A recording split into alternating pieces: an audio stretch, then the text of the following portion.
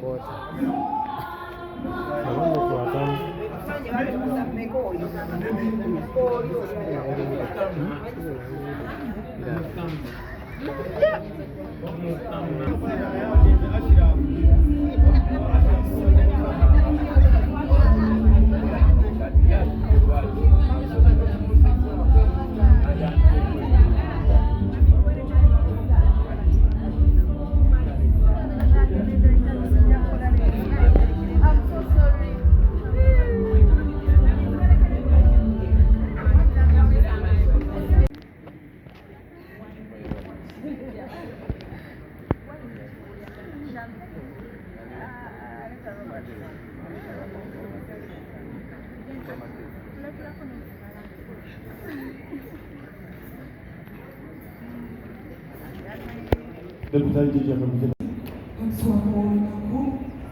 Tubaniriza nnyo abagenyi baffe mu bitina byabwe byonna mwenna, ba ministers, honorable ministers, the pastors, our fellow artists, creatives in the industry, protocol observed.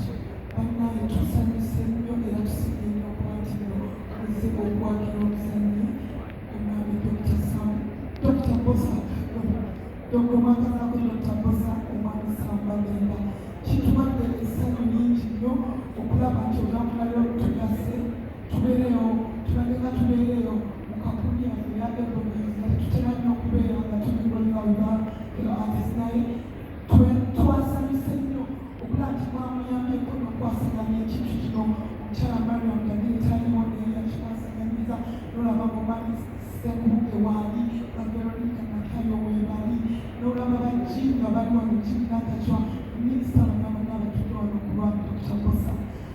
Twaniriza neera omwami n'omukyala Katende abatuleze abatukuzizza ba founders of the Ebonies abatukuzizza ne batutuusa we tulina nti nnyo by the way this is just a portion of the Ebonies. There are over 60 people.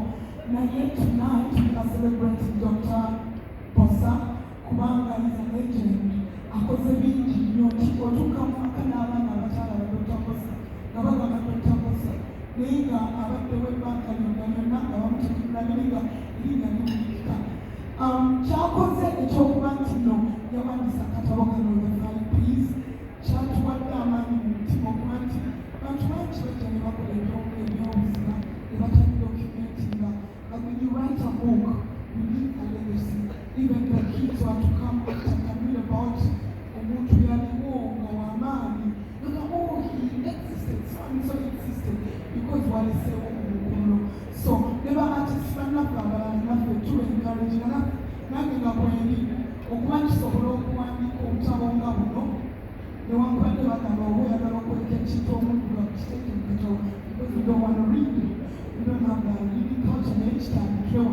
Okwati bwe njagala okumanya ku muzannyi ow'amaanyi ati wa Uganda abamuyimirizawo nga sinnabaawo balina museum n'ebitabo gyebiri ebiboogerako ebibakwatako.